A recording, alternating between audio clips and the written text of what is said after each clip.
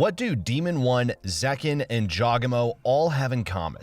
They all have hundreds of hours in Deathmatch. Now, many of your favorite pros will give out the advice of play a lot of Deathmatch as a catch-all tip for anyone who's looking to improve. But it's quite easy to fall into the trap of playing hundreds of hours of Deathmatch, just like they said, without seeing any improvements. Now, in this video, we're going to be breaking down why you're using Deathmatch wrong and how to fix it. Now, keep in mind, if you're looking to climb, by far the most important thing for you to master with any agent is the fundamentals. This goes far beyond things like crosshair placement and counter strafing too, because everyone talks about that. It also includes things you probably don't even realize that you're doing wrong, like peeking, spacing with teammates, or even just where you choose to stand. That's a pretty crazy thought, right? You're standing in the wrong place right now. The players who are consistently able to drop 30 in their matches are masters of all of those things. They know where to stand, and you could be too now with our Aim God Masterclass that's expertly designed to teach you all of the fundamentals that you need to know in just one course. Our goal is to have this course teach you everything you need to know, which is exactly why we are constantly updating it as users submit feedback.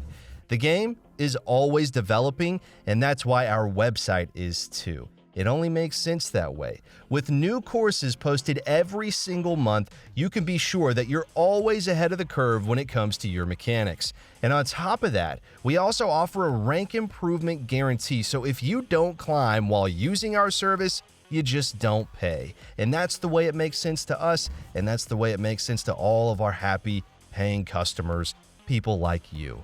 We know, it all sounds insane, but our number one priority is to be a standing name in the community for years to come. And the only way to do that is to create the best product that we can. Check it out using the link below. Our first step to understanding how to use deathmatches effectively is by realizing that there is a difference between using it as a warm-up as opposed to using it to practice. When using deathmatches as a warm-up, your goal is to focus on preparing your mind and body to play Valorant. Don't be afraid to play some music and have some fun while you move around shooting heads. When warming up, there's really no pressure on how you should play the game, since all your focus is just playing the game itself so that you're sufficiently ready to play in your upcoming ranked matches. And at the end of the day here, you're just warming up your hands and brain to be prepared for the gaming session. However, this is much different from how you would use deathmatches to practice. Practice entails working on specific aspects or mechanics in your gameplay that are weaknesses in your overall skill. This is quite different from the mindset used in warming up because there's a clear goal that you want to actively work on.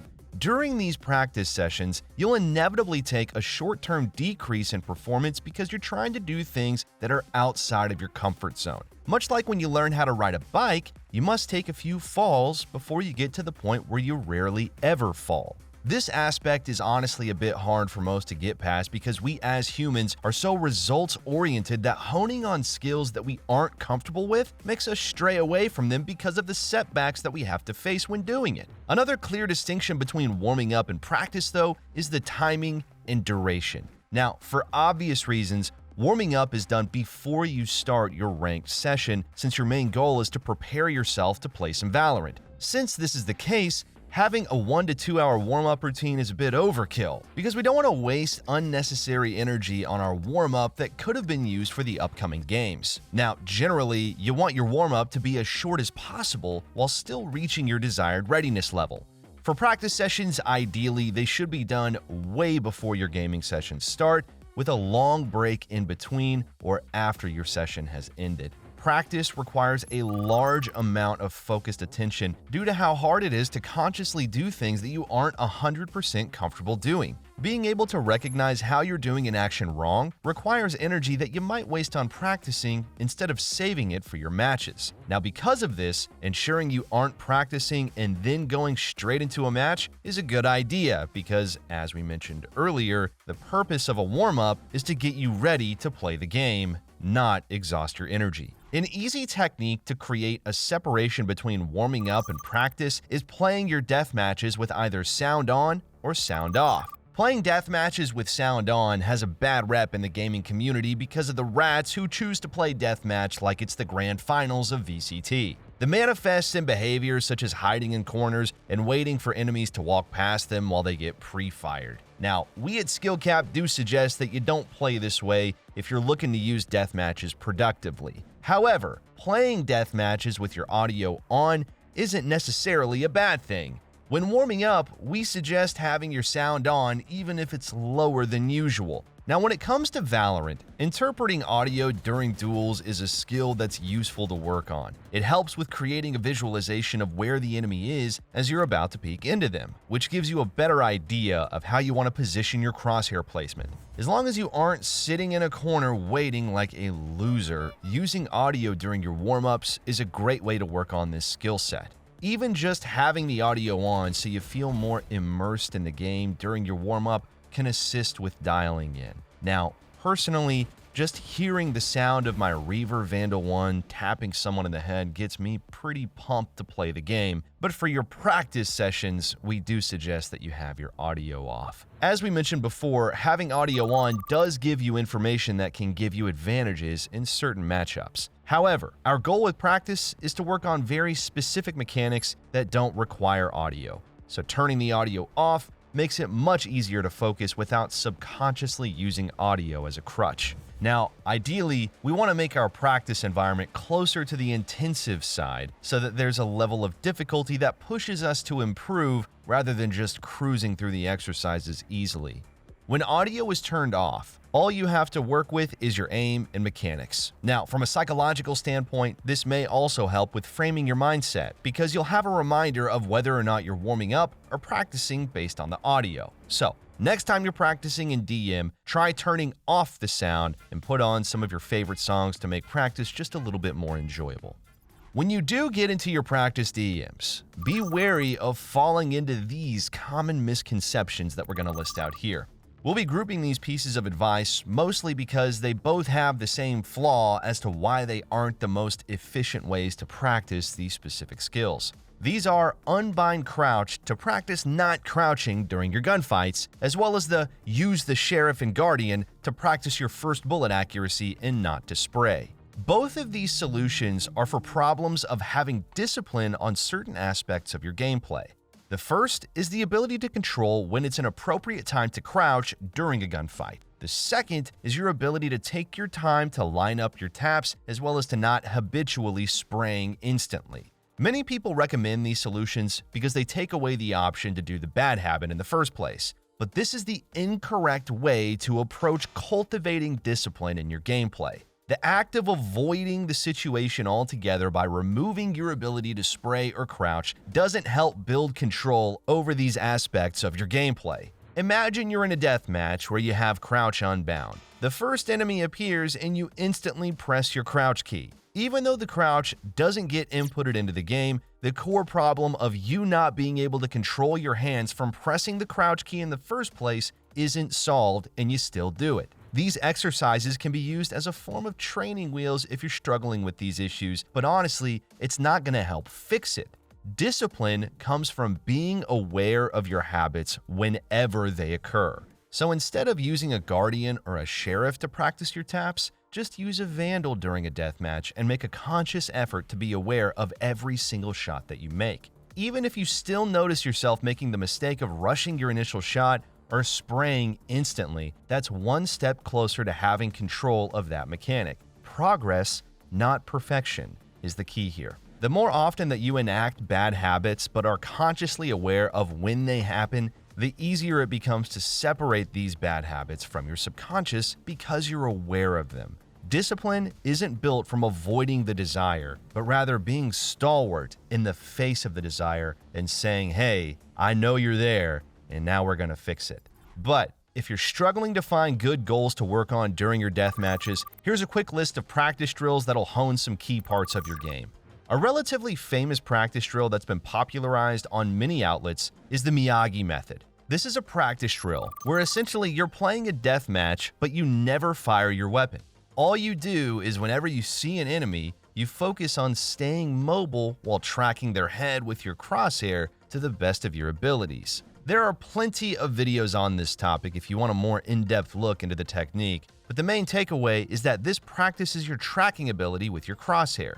This also is a great strategy to build some form of discipline with your first shot, because once you get enough practice with this Miyagi method, you'll be much more comfortable with the feeling of not shooting your first bullet instantly because you've already practiced the most extreme version of this. Waiting another 0.5 seconds to line up your shot before shooting is nothing when compared to not shooting at all. You'll innately build a sense of patience when it comes to taking that first shot. A continuation of this practice drill is allowing yourself to shoot at the enemy once they've already fired a shot at you.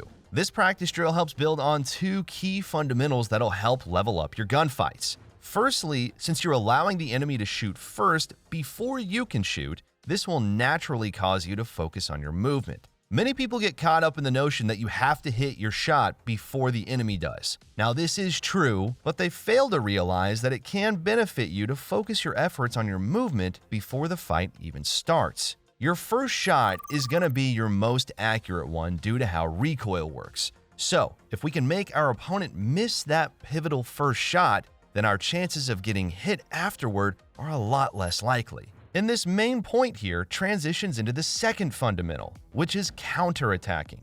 Counterattacking is an effective strategy in Valorant due to one of the most basic mechanics of the game, which is that generally you need to be standing still to fire an accurate bullet. So, if we can shoot at our target when they're compelled to stand still, our target is going to be substantially easier to hit as opposed to a moving one. This drill helps cement this tactic in your gunfights by forcing you to counterattack the enemy after they fired their initial shot, because you've chosen to focus on your movement to dodge their first bullet and then fire back after. Much like a counterpunch in boxing, you set up a trap for your enemy to take where you give them a false sense of initiative that backfires against them. Many Valorant players fail to recognize that sometimes it's a lot more beneficial to let your enemy take that first step if you can punish that brief moment when they're more vulnerable after that shot. If you ever feel like you get instantly headshot whenever you attempt to peek into an angle, here's a great practice drill to enforce proper peeking technique. In many of our videos here at SkillCapped, a lesson that we preach often is to strictly use your strafe keys when you're peeking. Here's a clip from one of our educational videos explaining the topic just a little bit further. When it comes to our peeks, is to peek by only moving with a single strafe key. This means moving with either the A key or the D key. This is due to how strafe shooting works in Valorant, where in order to have consistently accurate shots, we have to pause our movement and shoot when the game considers us stationary. But what we mean by moving slower is that from the perspective of the enemy, you're a much slower target when peeking diagonally versus peeking horizontally.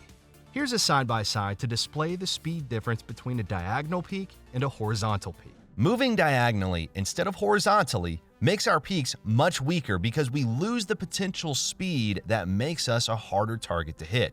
So, a fantastic practice drill for building the movement muscle memory is by first going into your keybind settings. Then, double bind your melee weapon key to both your forward and backward movement keys.